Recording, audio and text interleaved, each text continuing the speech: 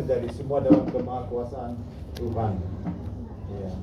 Dan malam ini kalau kalau kita diminta untuk memilih atau mana yang benar, kira-kira yang mana yang kita pilih? Ya, yang pertama hidup untuk makan, yang kedua makan untuk hidup. Kira-kira yang mana yang benar atau mana yang kita pilih? Hidup untuk makan atau makan untuk hidup? Kalau ibu siapa yang di sini?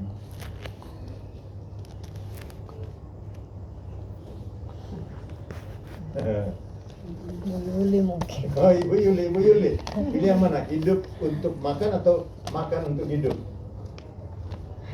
Kira-kira kita hidup ini hidup untuk makan atau makan untuk hidup? Kita pilih yang mana? Hidup. Kalau Adek, pilih mana Adek?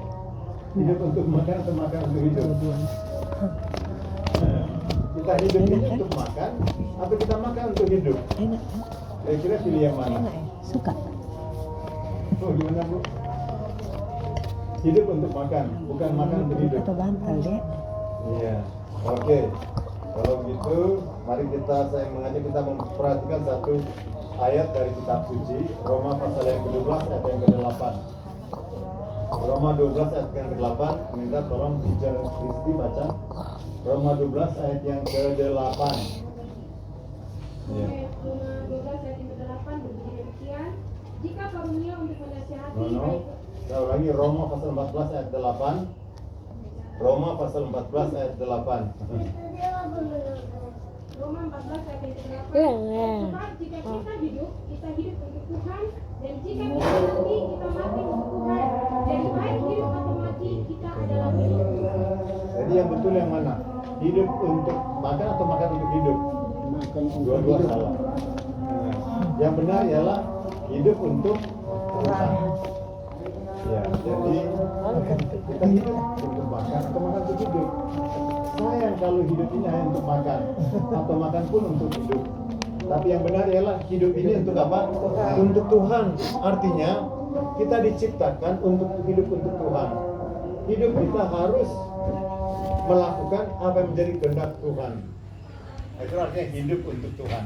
Jadi kita hidup bukan untuk makan, bukan makan untuk hidup. Tapi kitab suci berkata, kalau kamu hidup, hendaklah kamu hidup untuk Tuhan. Amin. Ya. Artinya jangan hidup untuk diri sendiri. Ya. Tapi hidup untuk Tuhan. Kalau Tuhan karuniakan kita harta, untuk apa? Juga bukan untuk diri sendiri, tapi untuk memuliakan Tuhan. Amin. Ya. Kita pakai untuk kebaikan. Kita menolong orang yang susah, menghibur orang yang lemah, membantu orang yang perlu ditolong. Jadi bukan hidup untuk diri sendiri. Kalau hidup untuk diri sendiri berarti kita mementingkan diri sendiri, berjuang demi untuk diri sendiri. Tapi kita harus hidup untuk Tuhan. Ya. Oleh sebab itu kitab suci berkata, baik hidup kalau kamu hidup untuk Tuhan, dan mati pun mati untuk Tuhan. Iya. Ibu Erna tolong baca ulang ayat ini. Sebab jika kita hidup untuk Tuhan, dan jika kita mati untuk Tuhan. Jadi baik hidup atau mati, kita adalah milik Tuhan. Oke. Kalau kita hidup untuk Tuhan, mati untuk, jadi baik hidup atau mati, kita untuk Tuhan. Iya. Jadi hidup kita harusnya untuk apa? Untuk memuliakan Tuhan, untuk Tuhan. Kita besarkan anak untuk apa? Untuk Tuhan. Kita bekerja untuk apa? Untuk Tuhan. Hidup untuk Tuhan. Bekerja artinya hidup kita harus mempermuliakan Tuhan. Kalau Tuhan berkati kita harta, syukur juga untuk memuliakan Tuhan. Tuhan karuniakan kita kesehatan, keluarga yang baik, juga untuk supaya Tuhan yang dipermuliakan. Hidup untuk Tuhan. Bukan supaya kita dipuji, bukan untuk diri sendiri, tapi supaya Tuhan yang dimuliakan. Artinya hidup kita harus memuliakan Tuhan. Jadi orang bisa lihat siapa kita, keluarga kita, anak-anak kita, bahwa kita adalah orang yang hidup untuk Tuhan. Hidup kita dipimpin oleh Tuhan. hidup kita memuliakan Tuhan, baik hidup maupun mati untuk Tuhan. Jadi mari kita percaya, ya, bukan hanya ketika masih hidup, tapi kita mati pun untuk Tuhan. Amin. Itu yang memberitahukan kepada kita itu Allah sendiri melalui firman-Nya, melalui kitab suci.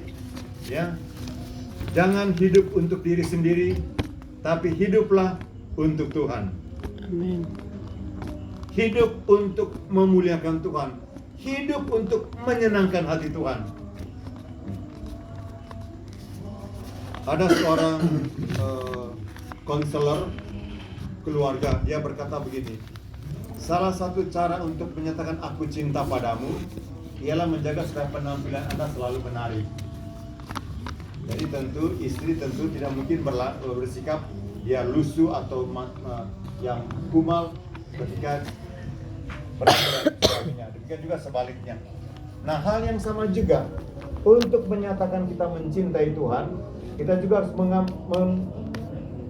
mengatur diri kita sendiri supaya hidup kita menyenangkan hati Tuhan. Suami tentu senang melihat ada istrinya yang rapi, ya kan, penampilan yang baik. Demikian juga kita menyenangkan hati Tuhan dengan menjaga hidup kita, hidup yang berkenan kepada Tuhan, hidup yang memuliakan Tuhan. Ini juga menjadi pesan khususnya juga untuk